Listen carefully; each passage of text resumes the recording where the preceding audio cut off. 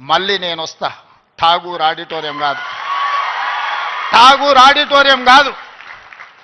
మా వీసీ గారికి, మా పోలీస్ సిబ్బందికి చెప్తున్నా, ఆ ఎల్ల నేను వచ్చిన రోజు క్యాంపస్ లోపల ఒక్క పోలీసు కూడా పెట్టకండి. ఏ విద్యార్థులు ఏ నిరసన అయినా తెలపనియండి, నిరసన తెలిపే స్వేచ్ఛ కూడా వాళ్ళకి ఇద్దాం. ఆర్ట్స్ కాలేజ్ ముందు మీటింగ్ పెడతా, మీకు కావలసిన 100 కోట్ల నిధులు ఇస్తా. మళ్ళీ మీటింగ్ ఆర్ట్స్ కాలేజ్ దగ్గరనే, అక్కడ ఇక్కడ కాదు.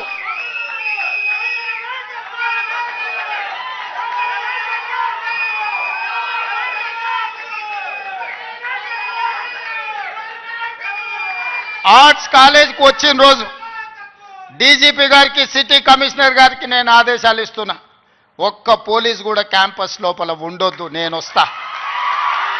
ఎవరు వీళ్ళు?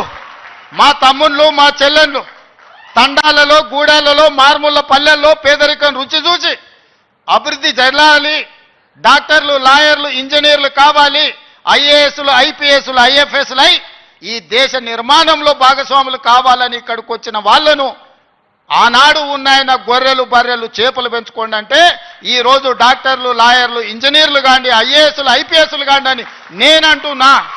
నేను రావద్దా? ఎందుకు రావద్దు? గొర్రెలు, బర్రెలు, చేపలు పెంచుకునేటోనికి నేను రావద్దని కోరుకుండొచ్చు, కానీ డాక్టర్లు, లాయర్లు, ఇంజనీర్లు, ఐఏఎస్లు, ఐపీఎస్లు అయ్యే విద్యార్థులకు నేను రావద్దని నన్ను అడ్డుకోవాలన్న ఆలోచన ఎందుకు ఉంటుంది? ఒకవేళ అడ్డుకుంటే వాళ్ళు వేసే యక్ష ప్రశ్నలకు సమాధానం చెప్పి